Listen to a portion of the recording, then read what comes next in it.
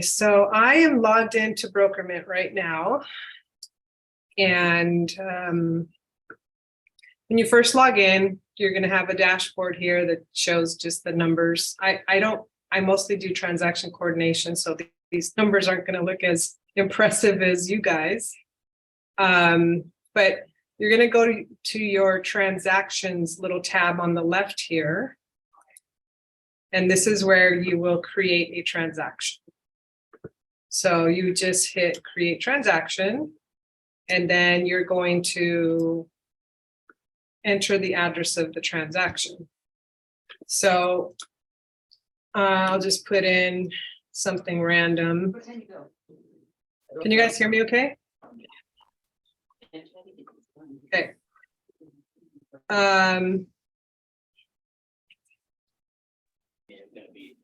We just fill out the boxes that are red are required. So you want to fill those out. So I'm going to do a listing real quick. So up here in the status, I'm going to do a pre-listing because I'm not going to list it yet. And it's going to be a traditional sale, but you could see the tab here of the different options, but 99.9% of the time it's going to be traditional sale. Price, let's say I don't know the price yet. I can put zeros.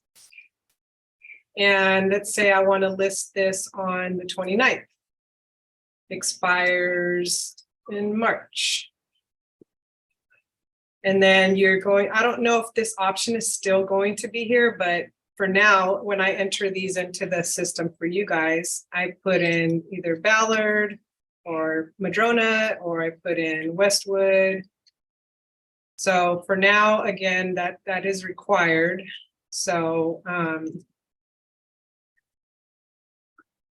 you just type in which office you're in right now. Again, that might change when we convert. New construction, no, it's not. MLS number.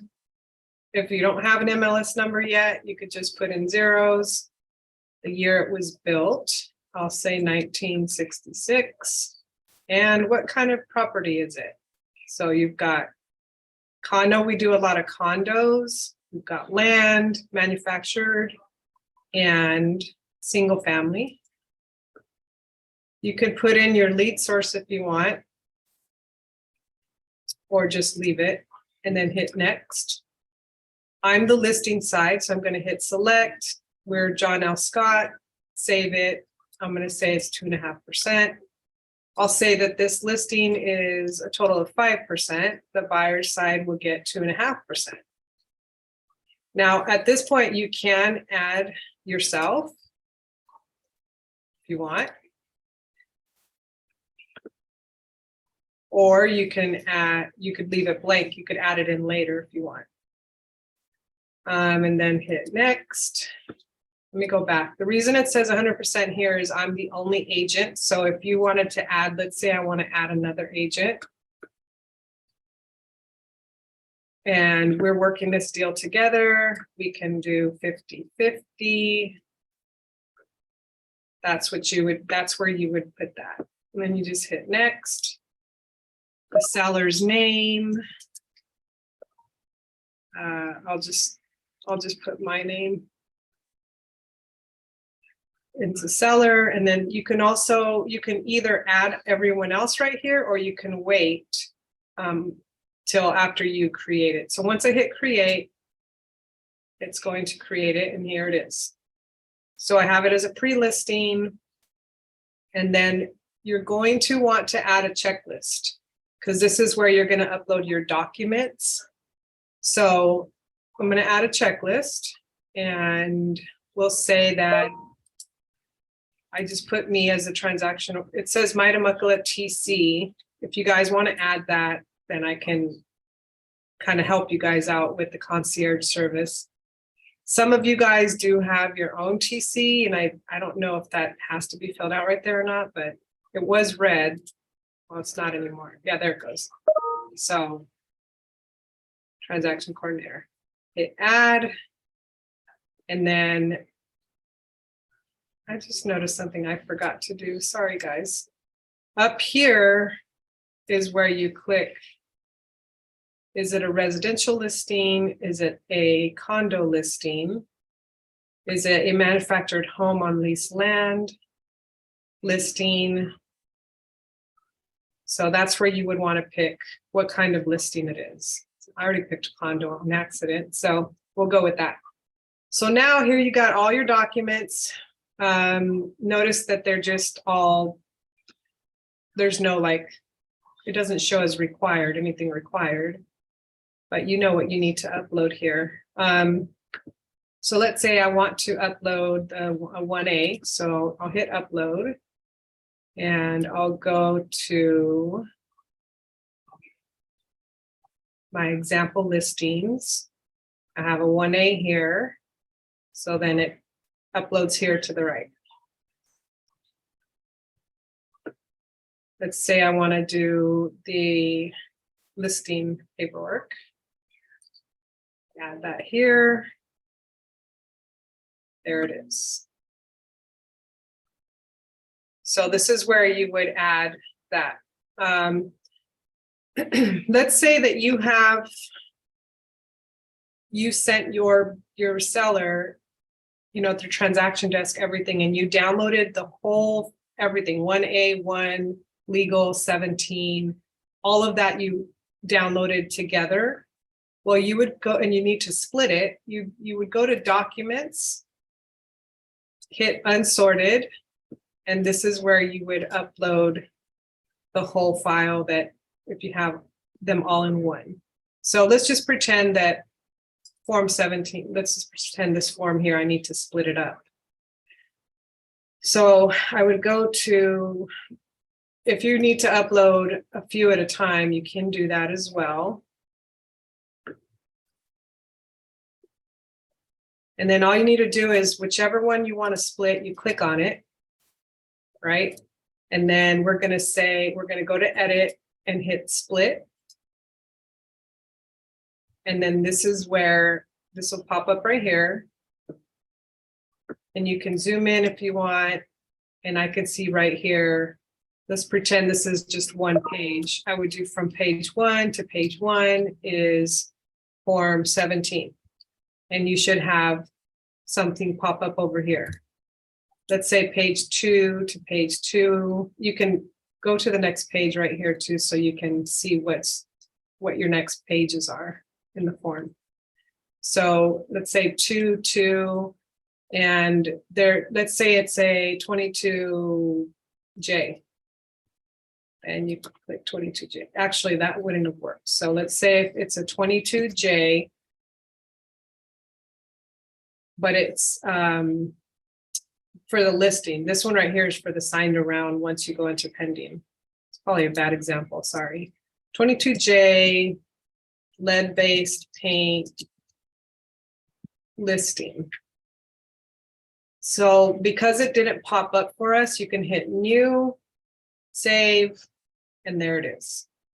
So we'll go down to the next page. Let's say page 3 to 3 is 30. I'm trying to pick something that probably wouldn't be in here. Let's see. Let's say it's a buyer's agency agreement. There you go. And then page 4 to 4. Say it's a 22E. This is for signed around, even though, I mean, if they're a US citizen, it doesn't, in my opinion, it doesn't matter because we need that form up there anyways. So anyways, let's just say that you did all the forms and then you just hit split. And then what happens is all those forms that you just split from here will end up over here in the documents. So see, they're right here. So let's say for now, we're done with the listing and we want Joe to approve it, to look over it, make sure we've got everything okay here. The other thing you could do is let's say this form 17 was a mistake. This should have gone somewhere else. You can unassign the form and it'll delete it. let's say form 17 is let's say it's an estate sale, and you guys, instead of me bugging you, like, where's the form 17? You can make a little note right here saying, estate sale exempt. And that'll pop up. So if I'm like doing stuff for you guys and I'm seeing like, hey, we're missing this form, I'll be able to see right here, it was exempt. So I won't bug you for that form. So anyways, let's say we're done. And then we'll go up here, we'll hit submit for review, and then just hit confirm, and then they become pending approval. Once they're approved, then it'll look like this. Approved with a blue word, approved. So let's say now that we're pending, we've got a pending order now with this transaction. So now we want to change it to, or I'm sorry, let's go to the next step. So let's say now we're listing it. We're done. Just go to edit, switch to listing, hit confirm. Now it's listed.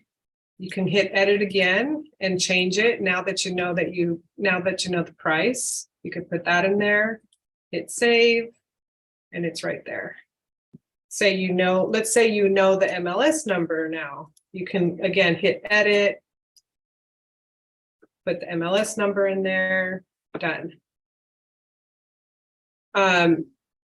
Users and contacts for this particular transaction, let's say you want to put in everybody that's involved. So we know that we're listed now, we're live, we're active. We know who we're using for sure for escrow. Let's add escrow in here. Let's say I want to use Dharma. I just add her. So now it'll show her contact information. This is the agent I'm splitting it with. This is in this area where it shows transaction owner, if I put it in for you, I will change that. I will go to your name and I'll make you the transaction owner, and I will make sure that I am just the transaction coordinator. So that way, so that will always get fixed, but you can do that as well. Let's say we want to add the, actually that would be it, escrow. We know escrow, who the seller is.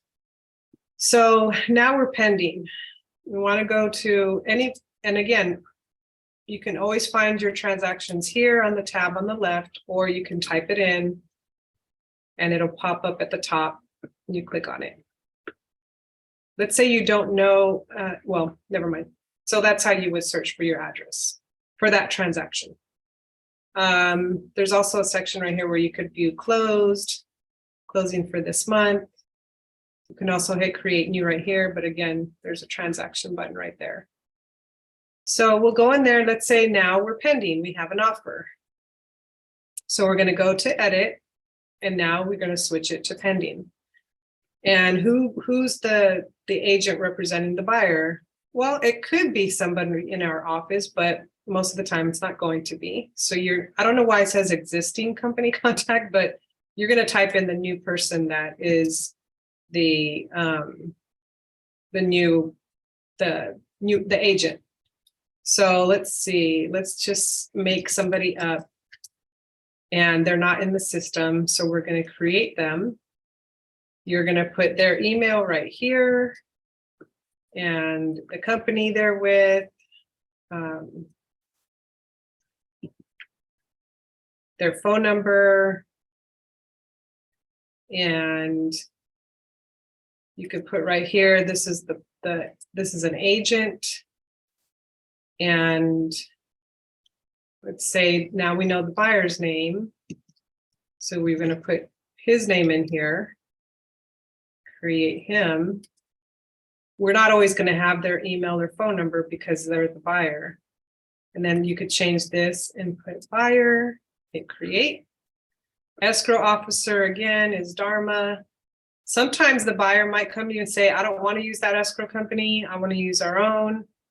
Then you would type in that escrow company's name and create it the way we did with Jane Doe. So because I had already added Dharma as the escrow agent, I can, when I click here, it'll pop up anybody that's in this transaction under a contact will pop up right here. So I can quickly pick her as our escrow officer, hit confirm. Now we're pending. Well, let's say the offer is for $835. I want to go back in here, hit edit. Let's change it to $835 because that was the offer. It was accepted yesterday or yesterday, and it's going to close on the 29th. And you just hit save. And then again, this will all get updated. So now, now we have more documents, right? Now we have an offer. So again, most of the time you're going to have that offer all together, all the pages. So you're gonna upload it here, like I showed you earlier, and then you're gonna split it, right? So you're gonna go here, split from 1 to 6 is the form purchase and sale agreement. That's weird.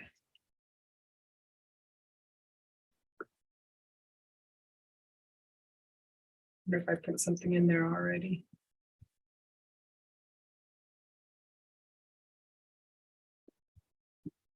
It's weird. I don't know why I'm having a problem. I think because I already probably just added some random form in there. But anyways, this is where you would add these forms. Oh, probably because I put 1 to 6. There's only 5 pages. That's what it was. Okay, so let's say from 1 to page, we know it's 6 pages, but 1 to 5 is the offer, the purchase and sale agreement. So we'll hit that, hit split. And again, it'll end up over here, uploaded.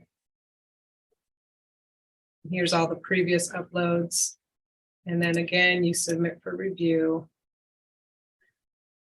So then you want to go to your users, contacts, and we want to add the new agent, even though we had typed it in. I don't know why it does that. I'm sorry. Don't know what to say about that, but you would put it here and she's the buyer's agent. Hit add. Let's say you know who the lender is. So we're going to put the lender in and we'll say it's David. Already pops up as a lender. Add him in. His information's right there. That's it. For some reason, my commission tab is not on here. Yeah, that's, I can't show you guys that for some reason. So I don't know how to work around that. Unless I sign into my main account. But I don't want to share everybody's information with everybody else. So maybe I'll make a separate video for the commission tab. Jason, do you have any suggestions on that?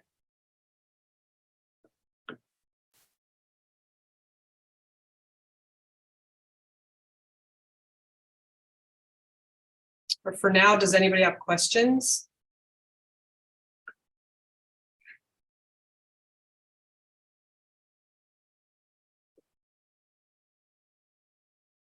Anybody?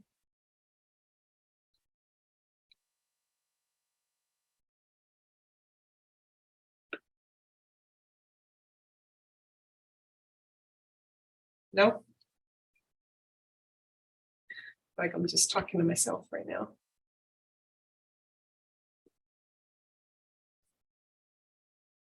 You're not talking to yourself. Sorry.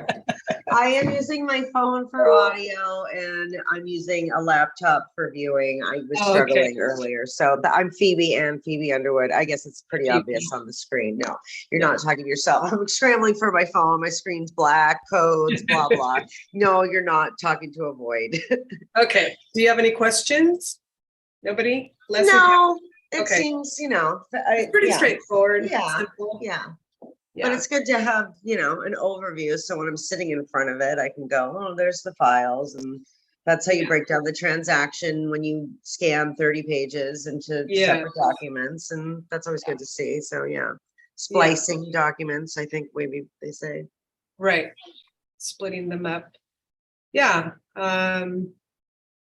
I don't know what else there is to show you guys. Like I said, I would appreciate it if you guys would, again, if something is, I like the way you guys did that in Skyslope. You would put a little note like NA, you know, we don't need this form, so don't bug me for it, basically. So if you guys could do that, that would be great. So I can, again, not bug you. Let's say that I accidentally, I think there's a way. Let's see. Yeah, let's say I accidentally hit the condo listing and I was supposed to hit the residential. I can go in here and I could delete the checklist and remove all the documents as well. Or I can even, let's say that I want to just delete the checklist and put all the documents in the unsorted folder. I can do that too, and it'll all end up in that folder. But if once I hit delete, it's gone, then I can go in and make sure I pick the right residential listing, then hit add. And that's going to obviously have different forms because, you know, the purchase and sale is a form 21. So that's how you would do that.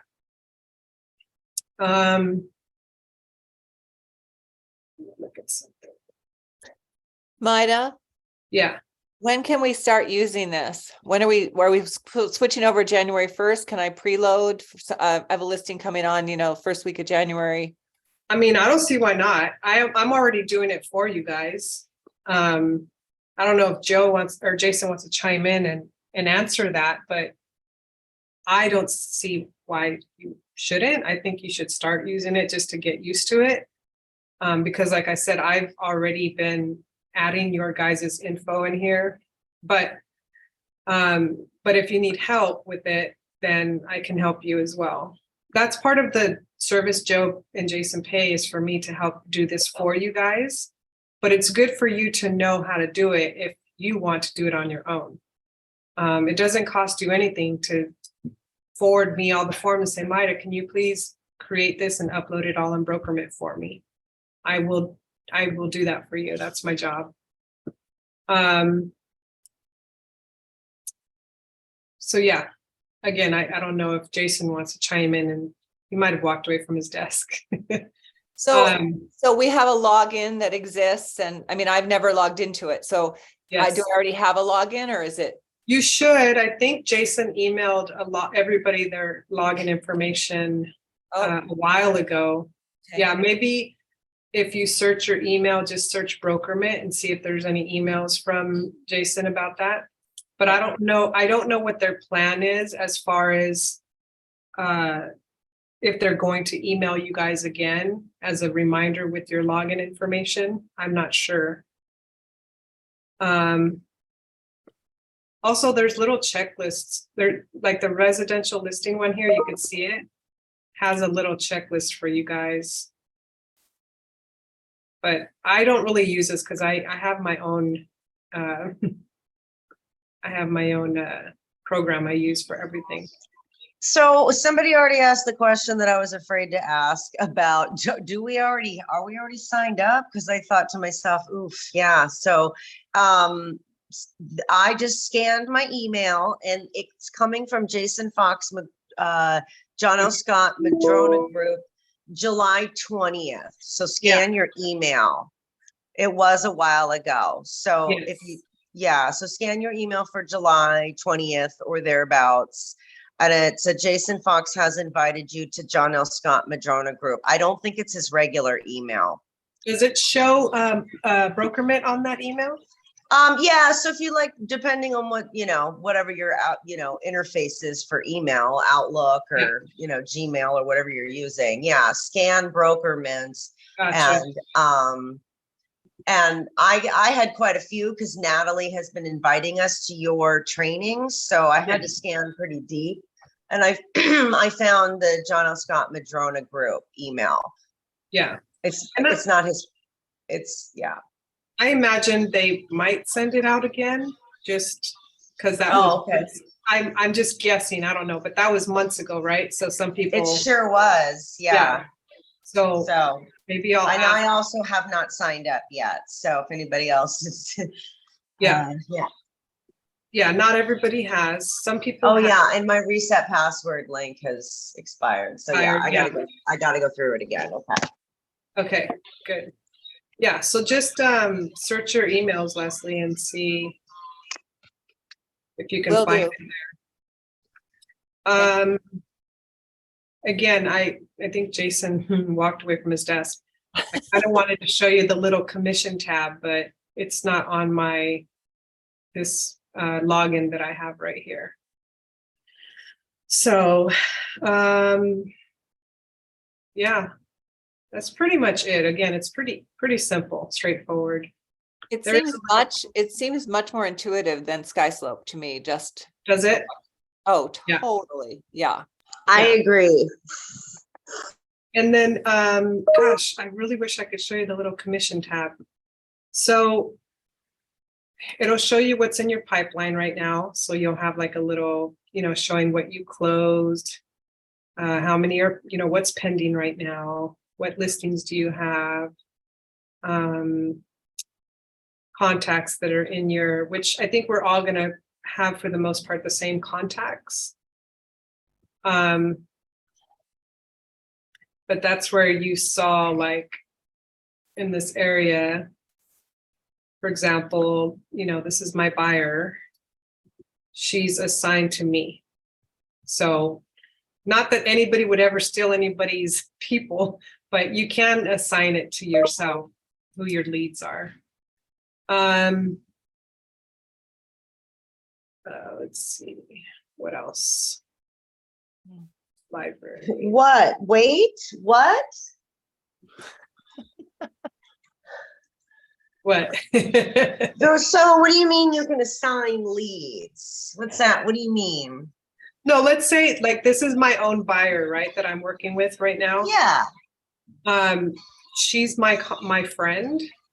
yeah. And when you put that person in as your buyer, you can actually put it as that person's available to me only. And she's my buyer. And she's where, if you didn't check that, where is that information available for everybody? Well, only the main, probably only the admin would be able to see it. Anyways. But I think it would be in the contacts area. So we're uploading, every time we upload a person's information in a transaction, generally, it's uploading to this general contacts list? I don't know. I mean, I don't know why that little tab is there. I think it's because I think it might be like if you're sharing that, you're sharing it with somebody, like you're doing the transaction with another agent, like a co-list, co-buy type thing. Oh, okay. Oh, yeah. Yeah. I mean, it's just, I mean, I'm really a privacy advocate, but at the same time, I'm like, so what is this claiming? And like, to what extent is your information available to your contact information available to whoever if you don't check that box? Yeah, I'm not sure. I just make it a habit when I enter transactions. I make it a habit to put whoever I have admin access, so I can. Right, which is a whole nother level too. Right. So I'm able to attach that person to whoever the agent is. Oh, that's interesting. Okay, because sometimes escrow or title or somebody, they email everybody. It's like, isn't this information for one party? I found it interesting that sometimes escrow will email the buyer and the seller in the same email. I'm like, what? I know. Yeah, I've seen that. I don't know if that's normal or not, but I don't. It's bad practice, definitely. I mean, I guess it's public information if you think about it. Once it closes, it's. Again, I won't subject you to this. Yeah. So anyhow. All right, thank you. Yeah, so you have notifications as well. you can set your notifications, what you want to do. I think if we go back to transactions, or where was it? Oh, calendar, that's what I was going to show you. So calendar will show you like, hey, you've got to make sure you upload the title report. Did you, oh, I know I uploaded the earnest money already. So, they're like little past due things that'll show up right here. What's due this week? So that's in the little calendar area. I honestly never use this because again, I have my own program that I use for all my transactions. But yeah, that's pretty much it. I mean, again, it's pretty straightforward, simple to follow, simple to use. And if you need help, of course, just reach out to me and I can walk you through it or go in there myself and help do whatever you need to do.